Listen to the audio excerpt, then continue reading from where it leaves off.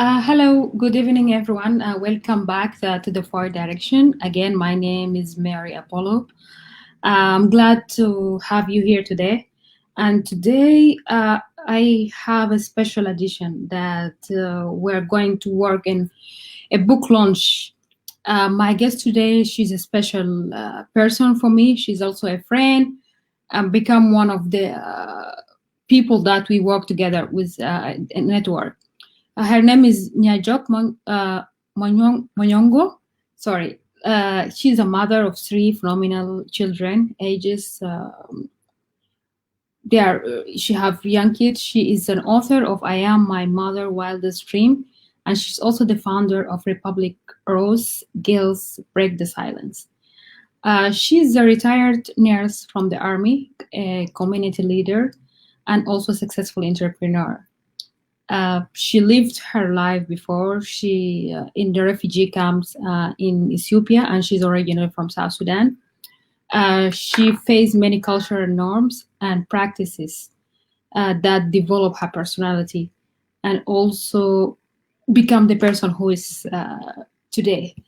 Welcome, Nyajuok. Thank you, Mary. It's a pleasure to be here. Thank you so much. It's nice to meet you again. So just went through your Facebook profile, all this friendship and the people that you are surrounded with, and also your family. Where is where all this positive energy come from? Well, I have always been outgoing. My friends would describe me as, extrovert. I make friends very easily. But at the same time, as Facebook, I've been around a lot of entrepreneur leaders, and they feed in me. I learn from them to be positive and just be optimistic in life. So that's just my personality. So when you talk about originally from South Sudan, what comes to your mind in that case? Well, that's where I'm from. Most of us, people our age, most of us don't even know South Sudan, to be honest. We grew up in the refugees camp. First time I went back to South Sudan, or actually knew about South Sudan, was 2012. But I'm always South Sudanese. So I grew up in Ethiopia and in America. But if you ask me, the first thing that comes to mind is I'm a South Sudanese. I'm from South Sudan. So also, yeah, you talk about the refugee camp experience and how your mother was working hard and hustling to make a living for you as a child. Do you have special memories from your time in the refugee camp in Ethiopia? I have a lot of special memories. Something special that you still carry on until today. Well, there's two things that I when I think about refugees camp and my mother, I think about the wood collection. I talk a lot about wood collection in my book, and it's because it's a very difficult work for women in the refugees camp to collect woods. And we were in Dima for a long time, from 1992 until 1999. So the woods get further and further and further, as you can imagine. As the population grew, women start going further in the woods to collect woods. And as I got older, I also started doing that and helping my mom. I remember times where me and my friends, the other girls whom their mom went collecting wood with my mother, we would all go and bring water to our moms, and we would meet them halfway. And if they are watching right now, they know exactly what I'm talking about. So that's a very special memory for me, because I started that very young, helping my mother out, just bringing her water and meeting her halfway. So that's something we talked about together. Mhm. So also 1999, you come to the United States to Omaha, Nebraska. How was that transitional experience for you from a refugee camp to Nebraska and the United States? It was fun. It was challenging. The first state that we transitioned to, or we resettled in, was New York. We were in Rochester, New York, upstate New York, for 7 months. That's where I had a lot of culture shock. We arrived in the summer, but then winter came really fast, so I get to experience the snow. But there's some really interesting memory I talked about in my I Am My Mother's Wildest Dream. We try to cook ice cream, just to give you guys a few things. So there was really interesting things. So it was a huge transitions for me, for sure. So what was special about the snow at that time? Did you feel that you want to go back home, or you want to continue live in this country? No, I don't. I don't remember ever wanted to go back home because of snow. I was young. It was fun. It was something different. So I enjoyed the snow. But when we moved to Nebraska, I think that's where I felt like I was home again, because I get to meet my cousins, I get to meet her friends, and be in a community surrounded by other South Sudanese community. So right away I felt like I was home, because most of the time when we first got here, I missed Dima a lot, but Omaha felt like home again. So also you talk about, as an immigrant from a war country, I had to fight for everything I had. So I spent half of my life in fear. What does this sentence mean to you? It's as a Sudanese girl, we fight for a lot of things. We might not think we're fighting, but we're fighting. In the refugees camp, it was a different fight. It was literally fearing for my life, because there was a lot of killing in the refugees camp. Whether women get raped or get killed while they're out, or Nyajuok tribes men come to the camp and do some bad things. But in America, it was a different fight.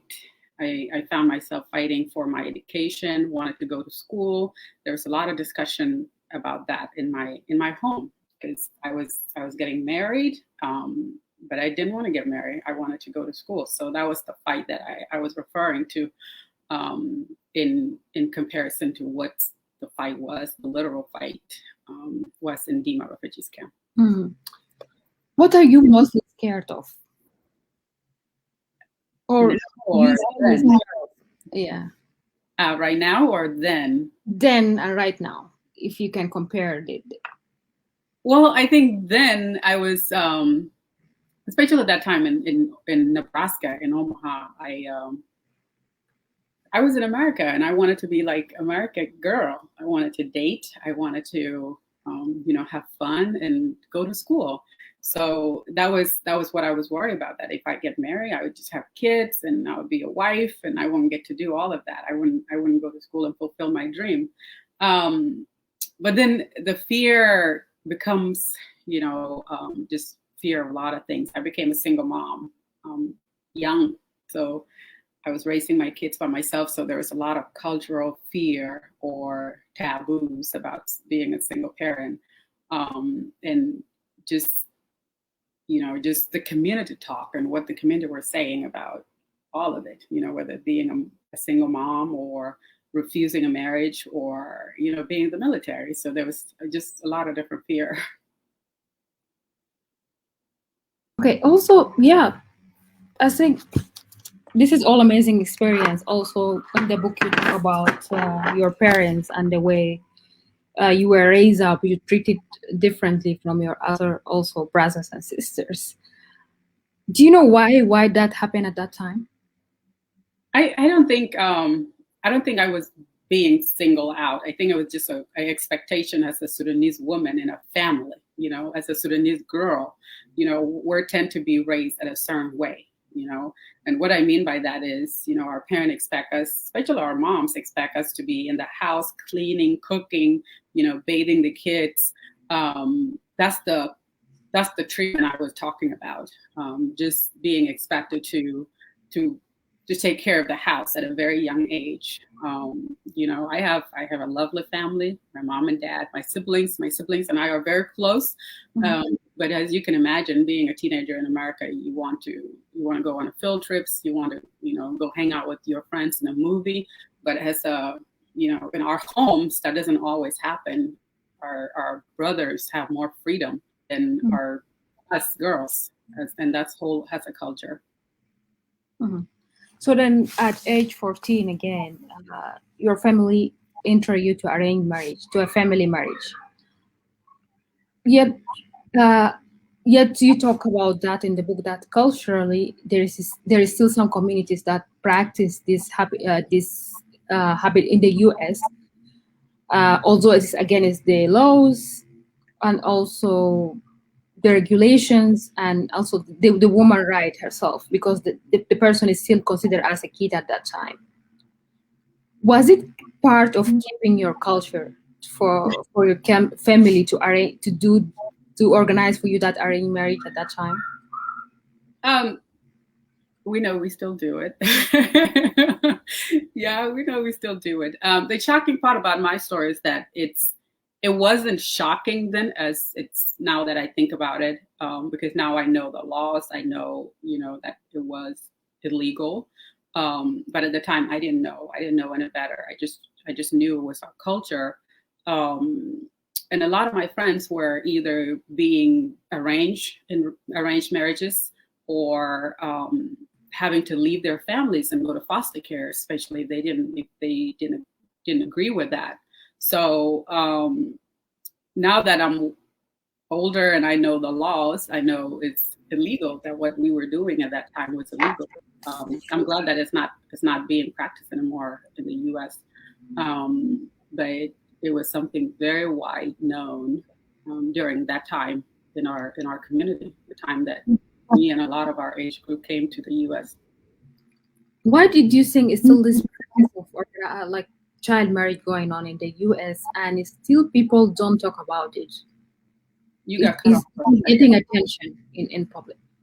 Say that again. You were cut off for a second. I say, still there is organized child marriages in the United States for some communities and some culture, but why is it still a topic that didn't get attention from the public?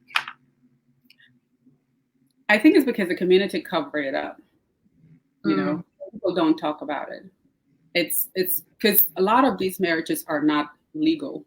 And what I mean by is they don't go to the court and get the arranged marriage or get the paper to make it formal or to make it legal. You know what I mean? So it's arranged families, dowry is paid, and you are husband and wife. So, and that's it, so the rest of the world doesn't know about it. And the state doesn't even know that these things are happening. It's done at homes. It's done in the communities.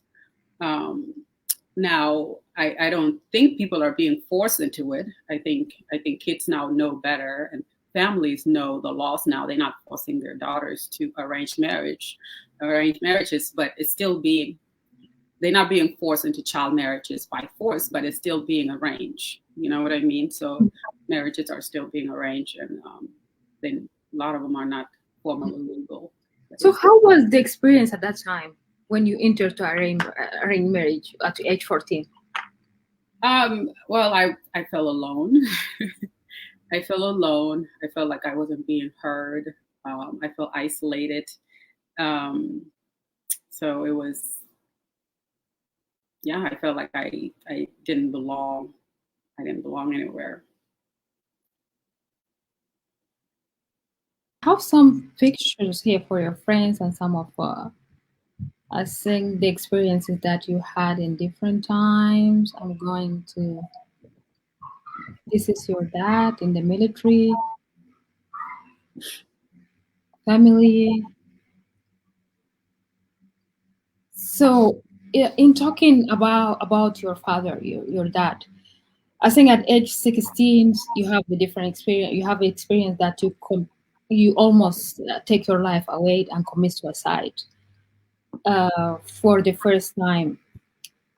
Just at that time, like you are a 16 years old child. What bring the idea of taking away your soul? You talk in the book. You have mentioned that your dad was driving a car, and then from Port Street where my auntie live, and we come across the bridge from South Omaha near Interstate 75 on Q Street. Uh, a thought people in my mind. A thought popped in my mind. The thought told me to jump out of the car onto the highway and end up my life. Why is that? Well, that's very detailed. um, yeah, so that was the first time I ever thought about, ending my life, and it was from all of it that was going on. Mm, There was a lot going on that I didn't know how to handle it. I didn't know I could just say no and stick to my no. You know, now I know no mean no, and if you say no, then you stick to it. You don't have to do anything else like killing yourself. Um, so yes, it wasn't just one occasion. It's I thought about it many times. But like I said in that article, my upbringing came up, and I remember my teaching from my pastor um, and my father that that if I kill myself, I don't go to heaven, and that was something that was dear to my heart.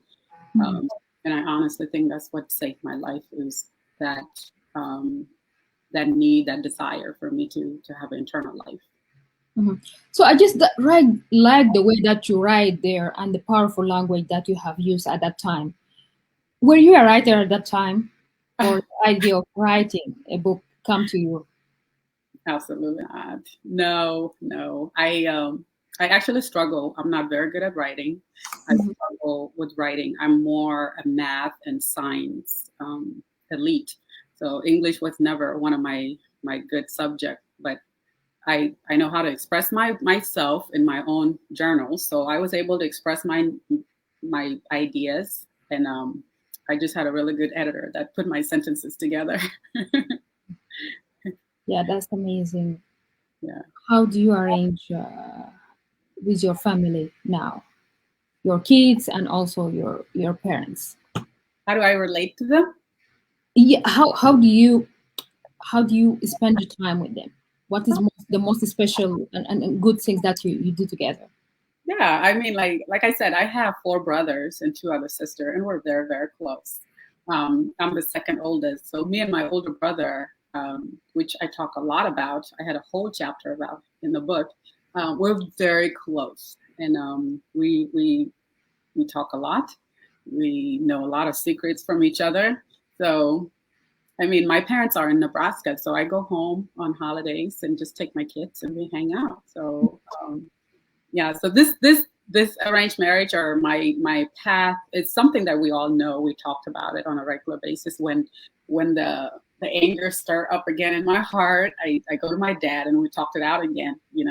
I he wanted to bring it up probably every 3 years. We go through this apology and expression of anger. But it's like every family. We make up, we fight, and we figure it out. So Mhm. yeah. So now you are a mom of 19 years old, and also in 2002 you have your Marna, your daughter. In 2016 you have Mash, your son. Mhm. Uh, are you a protective mother? I am, so I have three kids. I have Marna, she's 19. I have Moich, who's 5, and I have Mabasi. Um, I I don't know. That's probably a question that my daughter would answer if I'm a protective mother. But I know everything about my daughter. When I know everything, I'm very open with her, and she's open with me, and we talked a lot of things. We talked about a lot of things, and I just want to make sure that she trusts me. And I know that she trusts me. She can tell me what's going on, and but she's a teenager, so I know for sure. I don't, there's some probably things that her friends know than I do, and that's okay. But I trust her that she will come to me if something is it's unsafe or she need my help. She can come to me for guidance. So That's wonderful. Also, I think you talk about there is a paragraph here like so much. It was much first that helped me to see kids are the most important people in my life, and it was also realized that is too was the most important person in my parents' life. How is motherhood feel like? I I was a mom at a young age, and I think I didn't understand it then than I do now. When I was raising Marna, I was going through school at the same time. I was fighting to have a career. Believe it or not, I wanted to have a career to prove something to some people, my parents especially, to show them when I say no, I didn't want to be married. I mean, because I wanted to go to school, and I felt like I have to go to school. I have to show them that this is what I meant.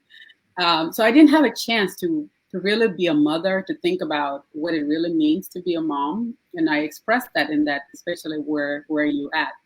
Um, but when I had my son, both of my sons, I had them very close together. My mind changed. I was no longer about a career or having to prove this. I wanted to be a mom. It became more important to me than my job.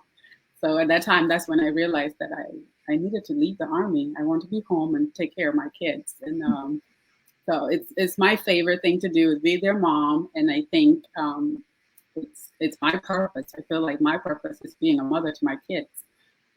So it's different now, and I'm enjoying it more.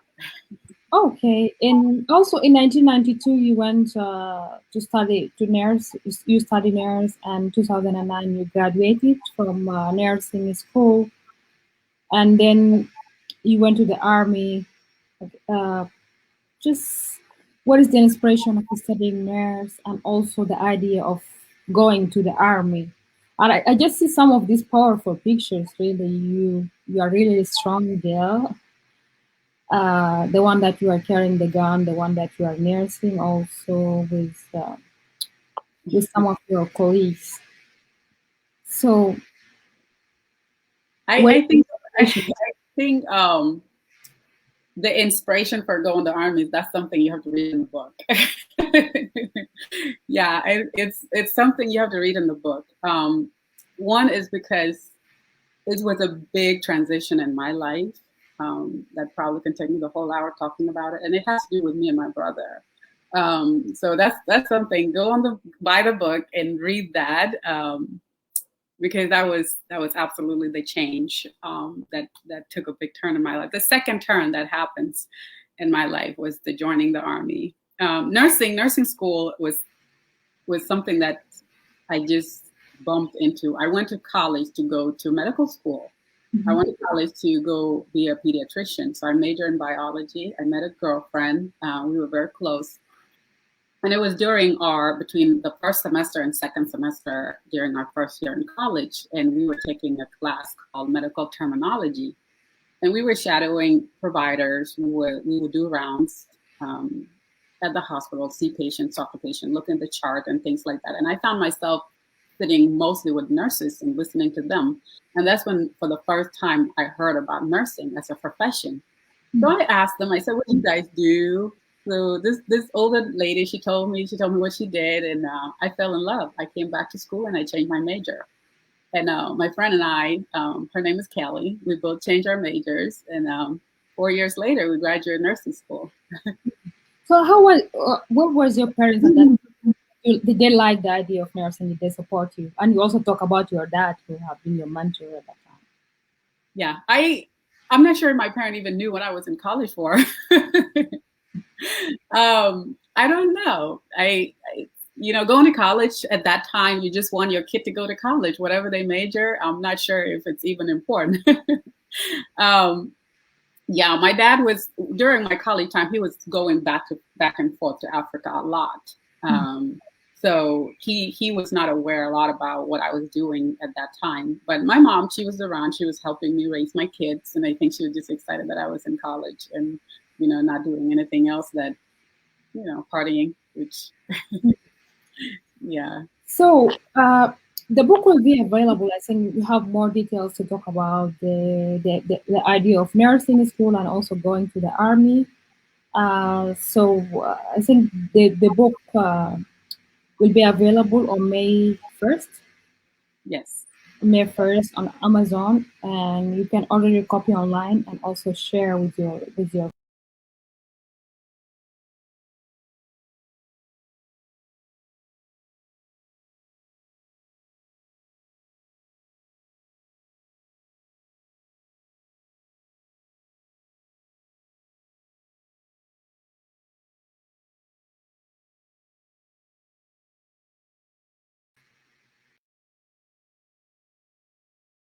and also share with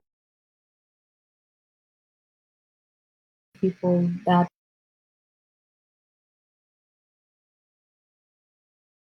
um, so I don't we're know. excited for that. I don't know if it was just me, but I lost you for a good minute. No, that's fine because the picture are Oh, just on the screen, okay. the book. Okay. Yeah, Good. so that we can share more with the audience, and also, yeah, if anyone have an idea to purchase the book, they can see how it looks like. Yeah. Yeah, you talk about resilience a lot. What is resilience mean for you, Joe? Um, I could say I'm a very resilient person, and I think most of us Southern Sudanese were very resilient. And resilient pretty much just means bouncing back from something, something that could have, a traumatic or an illness, and being able to bounce back and pick up your life and really just move forward, and that's a term that I learned a lot about in the military. So they teach us to be resilient with our minds, being mentally strong, or physically, working hard, working out when there's illness, being able to, pick up yourself again and move on, and when I think about resiliency, I think a lot about us, about what we went through the war, about the refugees camps, and being immigrants in America. We're pretty resilient people. So, and my life has all been about resiliency. So, Are you you know, taking that back to South Sudan or just an immigrant in the United States? say that again. Are you talking about the experience in your country only, or the refugee camps and then to the United States? When I talk about resiliency, Yes. oh, I talk about my life, all of it, So all of I'm just curious if the book has some details about some experience of the in the military, and what did you learn from, so the readers can also grab something new or learn something new about it. I talked about my experience in the military. There's a whole chapter about that. Um, I talked about mainly my time in Afghanistan and what it was like, what I experienced, how I feel. Um, I talked a lot about what happened when I came back and how my mind, the mind shift, the troubles I went through with PTSD and depression. So there is a huge chapter about military. So also, yeah, traveling in the army, having this different experience as a woman, you are working is also male dominated, I think, career. There is, and also there is many challenges, body language, presence. Will we find all this in the book? If I I guess you have to read it to find out.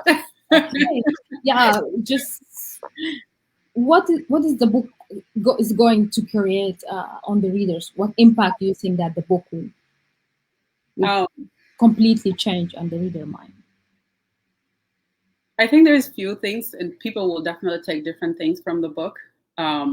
One of the things that I wanted to make sure that people get out of it is how I live my life.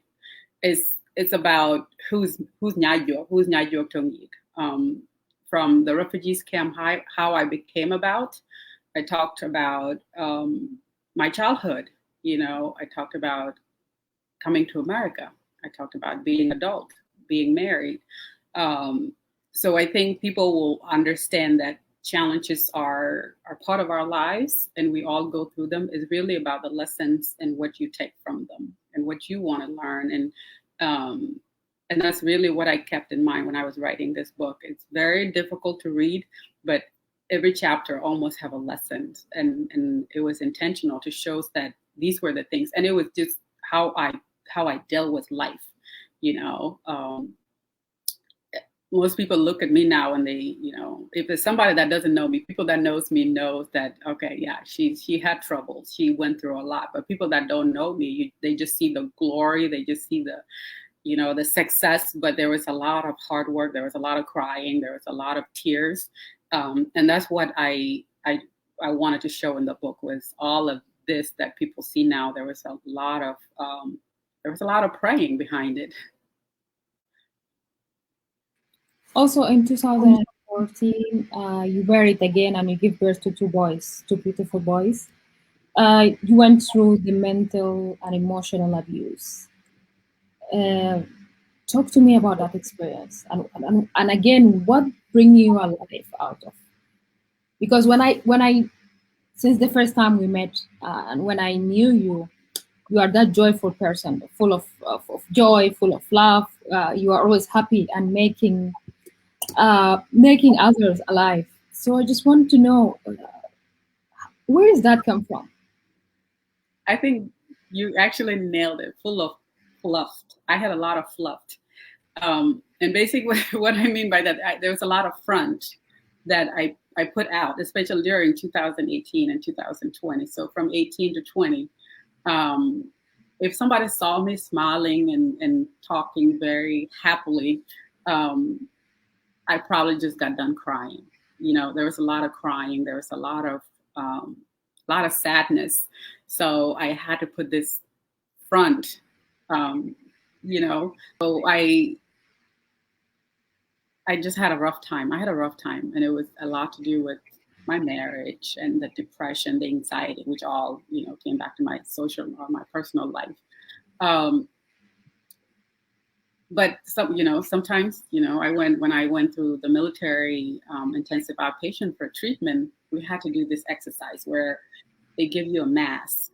They give you a mask and they say color this mask, and the exercise was really try to portray the different masks that we wear in our lives. The mask for yourself, you tell yourself, this is who I am. The mask that you show to your friends, which is the face that you show to your friends, the face that you want to wear. So we wear different faces with different people, and I definitely wore all of those masks.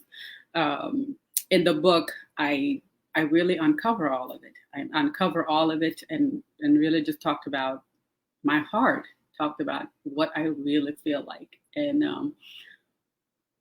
it was the therapy. It was the therapy that got me out of that and made me realize that I don't have to wear all those masks. I could put them down and wear the ones that I'm comfortable wearing, which I'm comfortable wearing this one.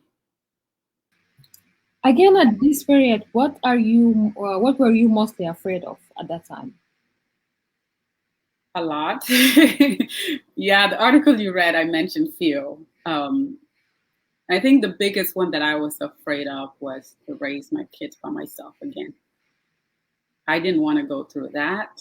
I'd done it with my oldest daughter, and it was hard. Being a single parent is hard. Okay? So that was one of the hardest things that I had to really think about it. Was it worth it? It's my life being unhappy and crying all the time. Is it worth it to, or would I be better just caring for these kids alone and happy? So that was the biggest fear. But in addition to that, my other fear was fear of what's my community going to say? What are they going to think? This was a guy that I chose, I chose to marry this guy, and now I'm getting a divorce. I didn't want them to see me as, we know how we view divorcee, or we have all kind of negative words for them. So I was afraid of the community. It wasn't even my parents. I knew my parents and my family would understand, but I was afraid of the community view of who I am. So that was another fear. And it was just fear after fear after fear that kept me in that relationship, even though I was miserable. So. So, in 2019, again, you seek therapies and you seek help, uh, intensive help. How do you advise people who are going through the same experience? Was that covered in the book? Um, I I talk a lot about it on social media now. If somebody follow me on the Ross Girls Breaking the Silence, that's something I'm very vocal about. And the reason I'm vocal about it is because I don't think I would be alive, and I'm not exaggerating. I don't think I would be alive if it wasn't for my therapy sessions that I took during that time. I was in a 12 weeks sessions that is Monday to Friday, 8 hours a day for 12 weeks. Mm. How that's how messed up I was, and I needed that. Yeah, I needed that. And even though at the time I didn't realize how much helpful it was, or that I was getting better, after that was done, I learned that that was the only reason I'm alive. It's Mm. because, so I always tell somebody to seek help. Just talk to somebody, you know, talk to somebody. How Because did you did that that time? You have your career, you have your family, you have your kids. How did you balance that the time? I learned to put myself first. Mary, you don't understand. I almost lost my life. If I didn't put myself first, I would have lost all of it, the career, the kids, the family, all of it. So I had to make a choice in order for all of those to have me, or for me to have them. I had to put myself first. And that's what I had to do, is to take care of my health. I was doing yoga, I was hiking, I was doing anything that would put my mind at a better space. Um, and that's it was a choice. It was a desperation. I was in a desperate need to survive. I was literally on a survivor mode. So also, I had some articles here I want to share. I saw it yesterday on one of the websites that were covering. I see someone put these amazing articles here. Nyajuok. I am living proof of the American dreams.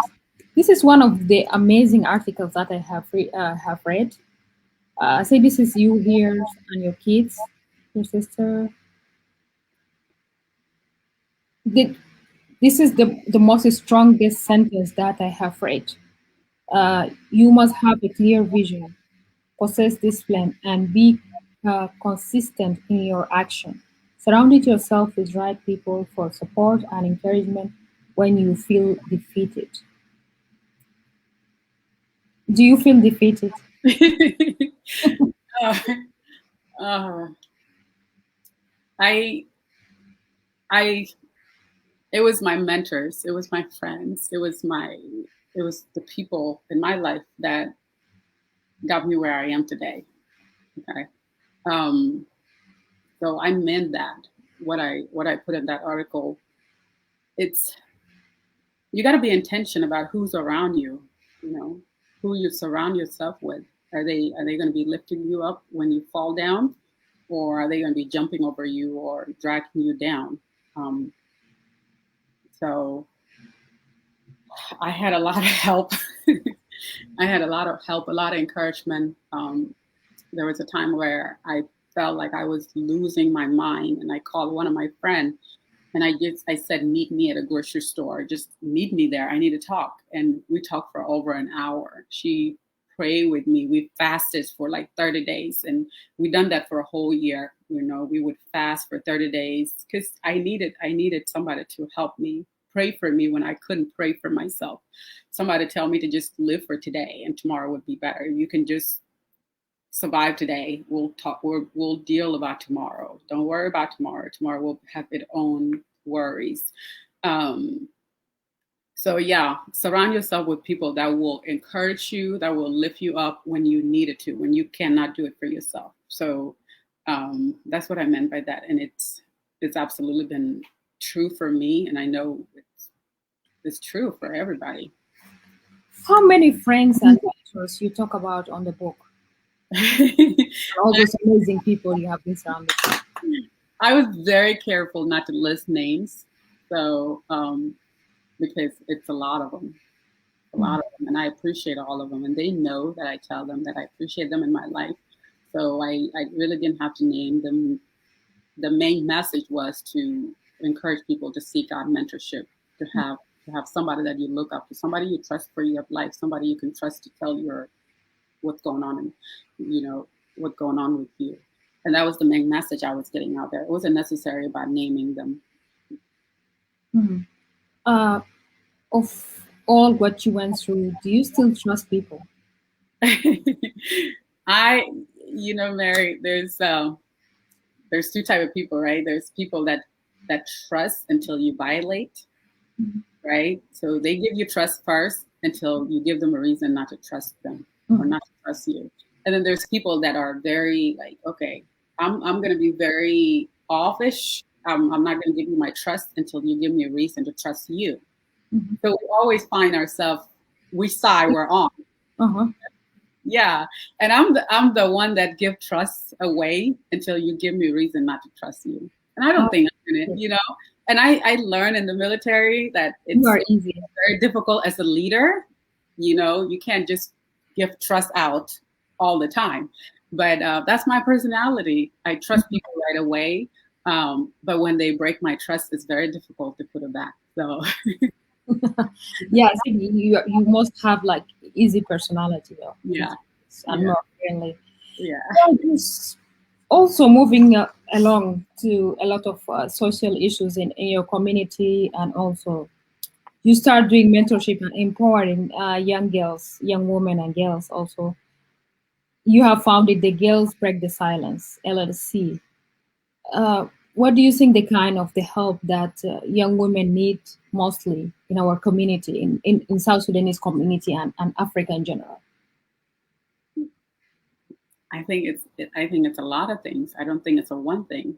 Um, First of all, we need to have people we can look up to. We need to have examples. I think as an older sister now or as a mom, we should be thinking about, am I a good example for the other girls that are coming after me? That's a responsibility that we have, is to live a life where a young person can look up to you and say, okay, I want that. I want to carry myself like that, or I want to have a career like that, or I want to talk like that when I'm get up. I want that confidence. We need to have that character. So that's one. Two is we we need to our girls need to know that they are being listened to, that they matters, that they being heard, and that start from home. That start from their mom and dad. They need to know that they are treated, they are loved the same way as their siblings, their brothers. If you speak to a lot of African women, I'm not going to say all of them, but most of us, if you speak to a girl growing up, they will tell you that there was a parental differences in the way that they were treated just because they're girls. Our girls need to know that they are the same as their siblings. I do believe mom and dad love them the same way, but it doesn't come out like that when it's in actions. So they need to know that. They need to feel like that, because when they go out in the world, they will have confidence. They will know that they are equal when it comes to mental ability. They are smart, just like their counterpart. They are capable with anything that a man could say or do as far as abilities or career. They can have the same career path. I think those are the things we need to instill in our women, in our girls, in our country, is to empower them, to let them know that they just as important and they matter, and they just as smart and they can do anything they want. You know.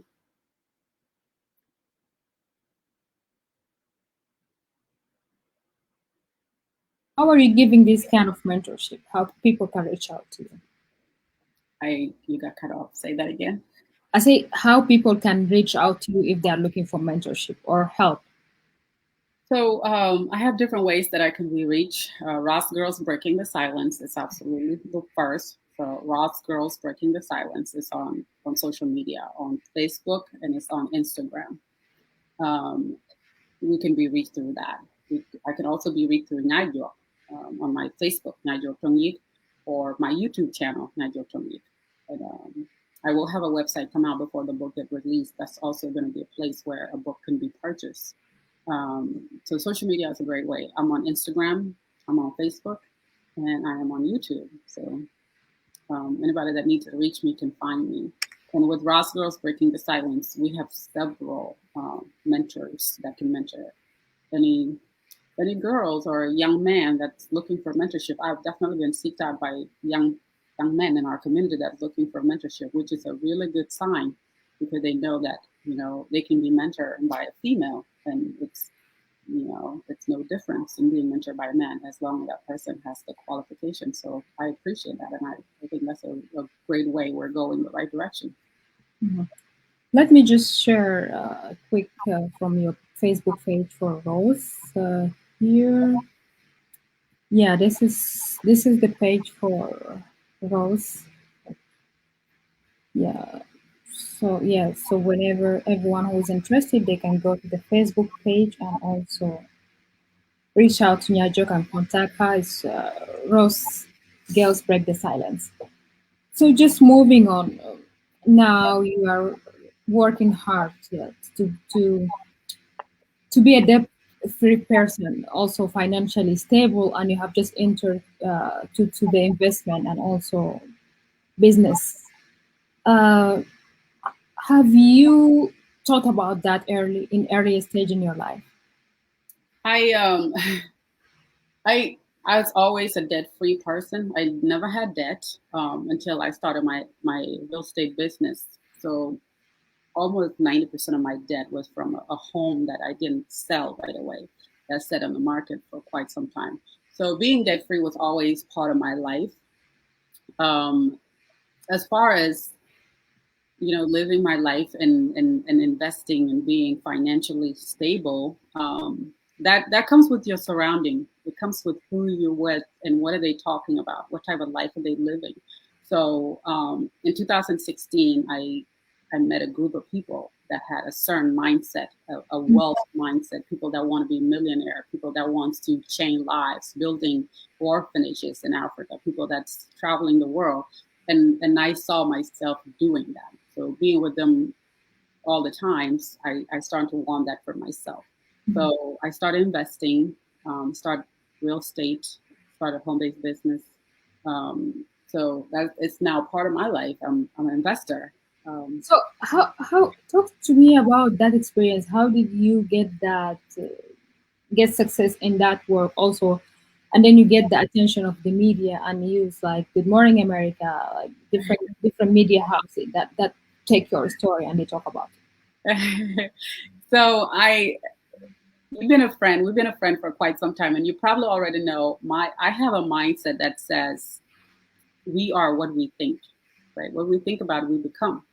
Um, when you think about certain things and you internalize them and you meditate on them and you believe in them, then the world has a way to bring them to you, whether it's through people you meet or just it happens.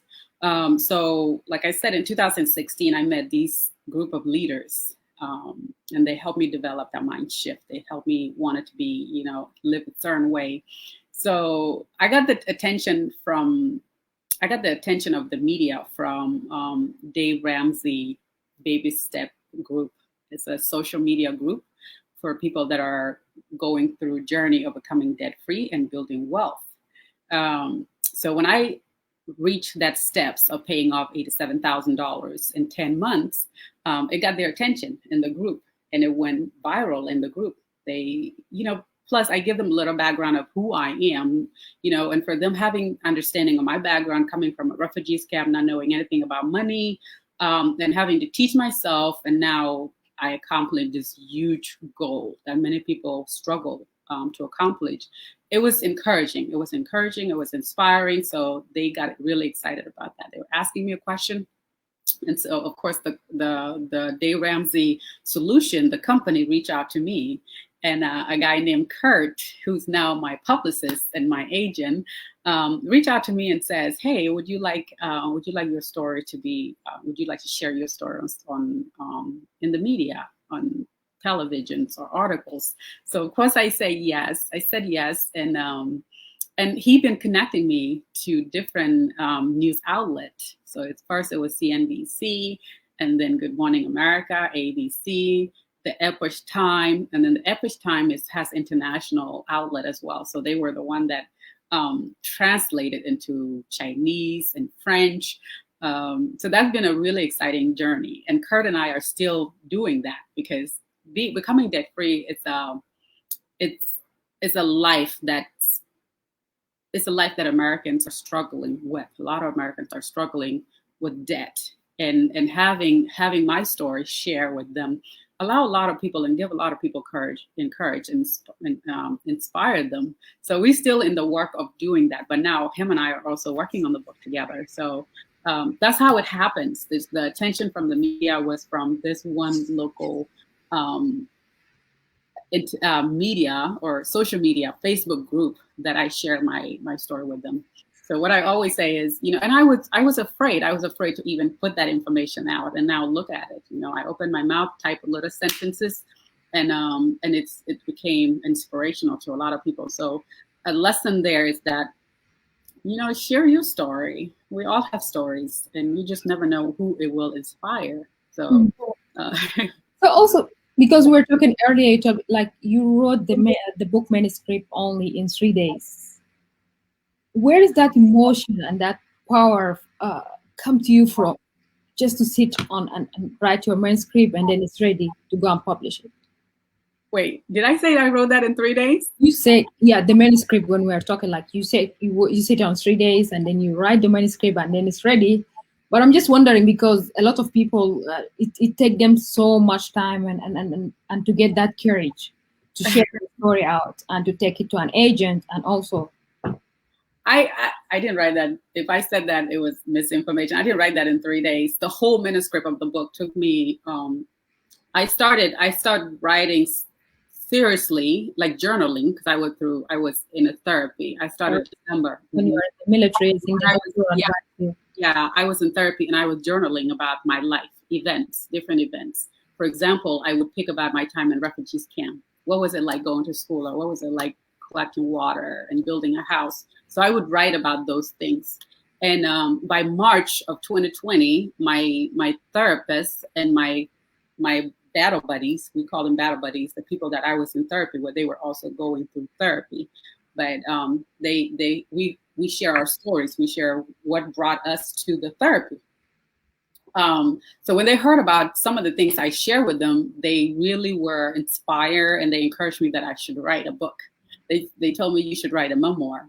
I took them seriously, but not enough seriously to sit down and write a book until June of 2020, when the Ross girls broke their silence.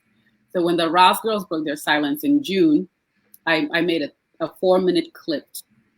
I video myself and I sent it to the group, and I said, I also have a story and I want to share with you guys. I told them a little bit about it, and I later made a 30-minute video, and that video was about my arranged marriage and how I felt and what happened. And that was the first time in my whole life that I opened up about my arranged marriage. I never told anybody about it until June of 2020. And I just told a group of South Sudanese women.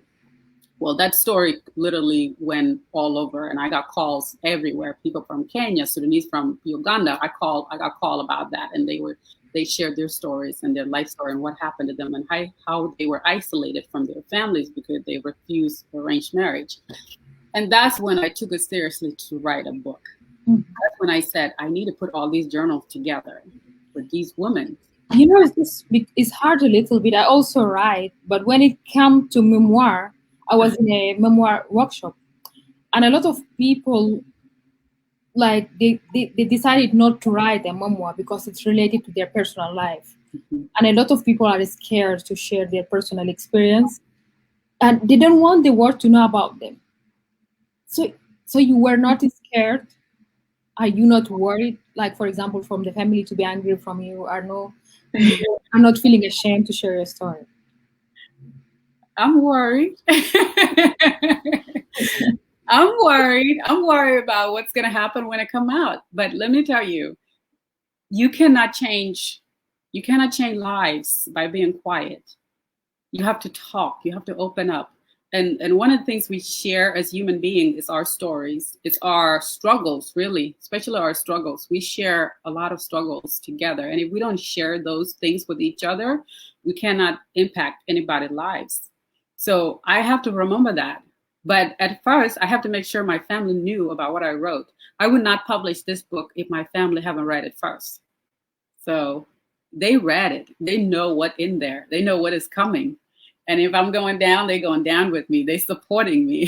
So I appreciate their support. I like literally I cried when they read it, and they literally wrote me, they called me and they told me how they feel about what I wrote. I had to change some things that, they recommended, but mainly my siblings are very supportive about what I wrote, and that's all matters to me. That's all that matters. That my family, especially the ones are in the book, that they know what's coming, and I'm very proud of that. So yes, I'm worried that the world there's going to be critics. There's always going to be critics, and I'm okay with that because the few lives that will be changed, that's enough. Mhm. That's amazing. You're still a young girl. The story of a young girl from a refugee camp, to the military, and then you entered the real estate business. How is that? How is that feel about? How did I Do feel? you feel success? Do you feel you made it? Oh, do I feel like I made it? Yeah. Um, it's a very reflective question. It's a very reflective question. I think we always have room to grow. Um, there's always room for improvement. Thinking about how far I have come, I think I have come a long way. And I'm very proud of where I am right now. But I know I still have a very long way to go. So I can't say I've made it and I'm satisfied and I'm good where I am right now. There's always new goals. There's always new ideas. There's always new life to change. So I keep that perspective. Like I still have a lot of room to grow. And I wrote to myself in the book too. I wrote to myself about how far more I still have to go. Um, but I think I've came a long way, and I'm very proud of where I am. Do you have You have any kind of kind of specific skills you want to learn? say that again. Any skills you want to learn? Yeah, I Yeah, want. sure. Yes. There's skills. For once, I want to get better at public speaking. So that's one. There's just a lot of things. I want to be a better mom. I want to be a better friend. I want to. I haven't went to the range and shoot in a long time, so I don't know if I'm still good at that. Oh, that's Um, yeah, just really learning to share my story and speak it in a way that people can really learn something from. I think that's going to be a very important skill to learn. so you're retired nurse from the military, but you still practice nurse sometimes. Yeah, I retired from the army, but I'm still a nurse. I still go to work sometimes when I choose to. So this is the question? Is this nursing something that you feel that you cannot live without it, or you want to do it whenever you want to do it? There's nothing I can say I can't live with anything. I mean, I came by myself to this world. Like, I'll be fine. No, nursing, no. I like teaching. I like teaching. It doesn't have to be a formal class. Just standing in a street with people and teach them about something or talk about something. I like talking.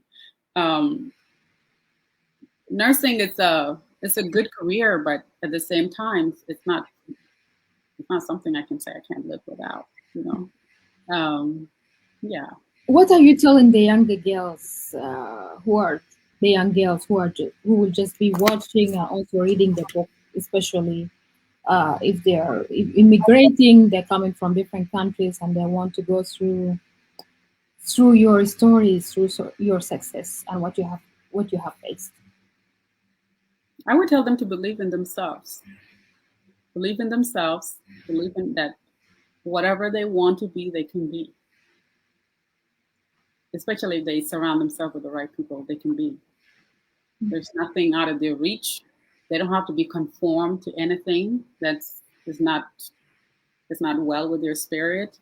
Um, yeah, I can tell them to go with what make them excited, what give them joy, what's make them be alive. Follow that, follow your bliss. Yeah, that's what I would tell them. It's life is a journey. Life is a journey. Every person we meet, it takes us to the next steps. It takes us closer to our purpose. And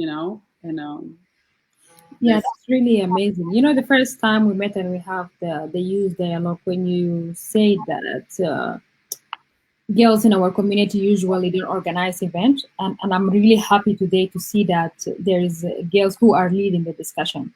yeah, So from that time, I find out like you have the ability to encourage other. You have the ability also to help other people bring the good out of them.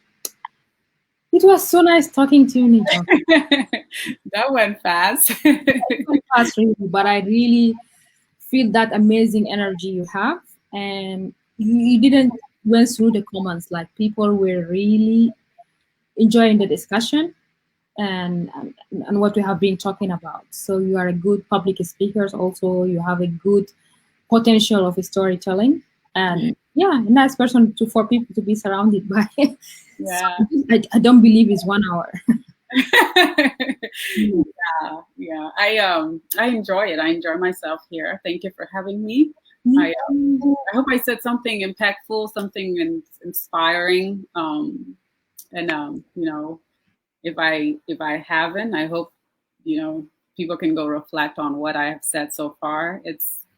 I'm just living my life. I really believe that live your life where you at and be good at what you do. Do really well at what you do, and people will see it and people will seek it out, and you can help them.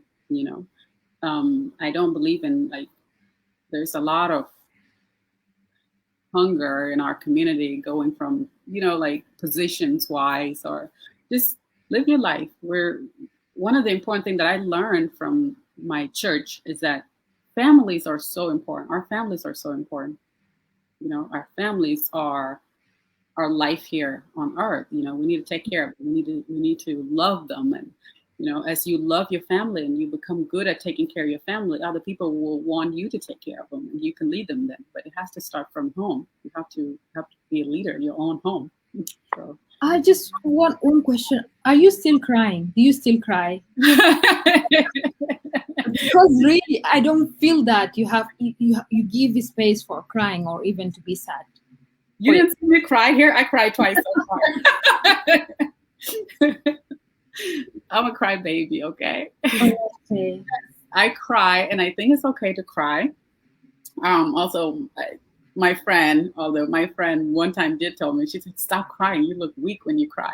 And I keep that in mind sometimes. But I cried. I am very emotional as a person. I relate with people easily, and if I think about something, whether it's good or bad, my emotions are very easily drawn out. So I cried already many times while we're talking. So yeah. Okay. One last thing you would like to tell people about the book, and also. I go get it and you'll find out. It's really.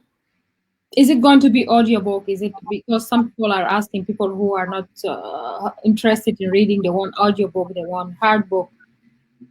Oh, Where it will be available as well. So May 1st, the ones that coming out on May 1st is digital book. It's going to be the digital where people will purchase it and right away it will go to their device, whether it's their phone or their Kindle. It will go to whatever digital they purchase it to. So it's going to be a digital read. And then a few months later, we're going to start mailing out the hard copies. And then over the summer to the fall, we're going to be working on the audiobook. So it's all gonna be there, but at this time we're taking it one step at a time. Many people are reading on digitals right now, on their phones, on their computer, on their tablets. We think that's the best way to get the book out first is through digit. So first is going to be a digital copies of I Am My Mother's Wildest Dream. Was it written by an African perspective or more like American way? Like, this is the most important question everyone will be wondering. I don't even know what that means.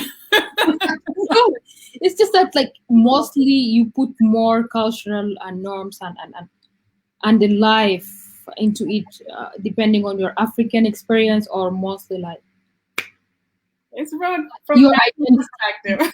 Did you write it on your identity or more like the Western identity? I don't know, Mary. I don't just this is some like mostly a question that most of the writer have been facing, because for a long time people have been reading mostly about the Western culture and also one way perspective. Writers like Chinua Achebe, for example, and the others, they write stories from the African perspective and also the African culture and that. Well, let me ask you this. When you read my Facebook wall or my Instagram, what perspective do you see? I just see like you have an identity that have grown up out of you. That's how my book is going to be, I guess, because that's how I wrote. That's me. I wrote it from my heart, what I believe, my belief, and who I am on my wall, my Facebook. It's really going to show in the book, and I can't answer if that's my Sudanese African perspective, or if it's my American perspective, or if it's a perspective I have in between. I don't know. So also in the audio book, how is it going to be like? Are you going to bring someone who has a voice similar to you? The accent, how's the accents going to be like? This is a more exciting question to the audience. That is a goal I haven't written down yet. But I can tell you. Good to start with it, thinking about it now. Yes, I will start thinking about it. I have had people reach out and say, make sure when you do audio, but make sure you're the one that read it. Uh-huh. It's going to take a year if I read it, because I'm going to cry with every sentence. Okay. Yeah, but that's a plan. We haven't figured that much out yet. That's our third steps. We're working on step by step. Okay, thank you.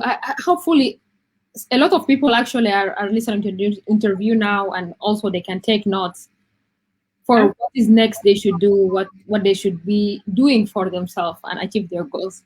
It's called impact.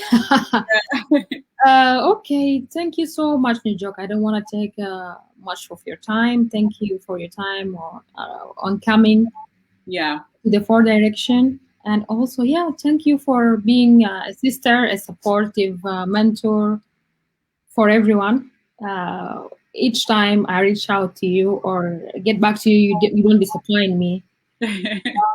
So you have been that lovely friends. So keep the spirit up and keep the good work up. And congratulations again for I Am My Mother Wildest Dream. Can't wait for May 1st to get a copy. Thank you. I will say this one last word. I will say the support that I have received in the last few weeks, it's something that I can't even express. I am so grateful. And to me, it's a light. It's saying that we are moving in the right direction. We're supporting one another. I had so much support through this book. I had people come into my emails. I had people texting me and calling me and telling me how proud I am. People like you putting me on their forum and giving me this opportunity to share my story. This is huge, and it's us doing it for one another, And I think as we continue to do this, we can't help but to just be successful as a community, as a whole, as a country. So this has been an amazing experience for me, and it hasn't even started yet. The book is not even out, and I can't imagine the huge support I'm receiving. So I want to say thank you. Yeah, sure. This is how we collaborate and help each other. Thank you so much. Have a blessed day. All right, everybody. Yeah, I was joined by the writer. She's an author of I Am Mother Wildest Dream, Nyajuok. Uh, okay, have a blessed day. All right, bye, Mary. So much. Bye.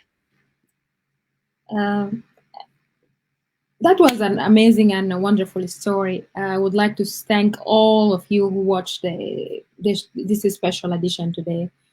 The launching of the book of Nyajuok Mangongo. She's amazing mother, and she's also an author of I Am My Mother Wildest Dream. She's also the founder of Rose Girls Break the Silence, and she's a retired nurse from the army. She's a community leader. She's a mentor. She's a successful entrepreneur, an advocate for women rights.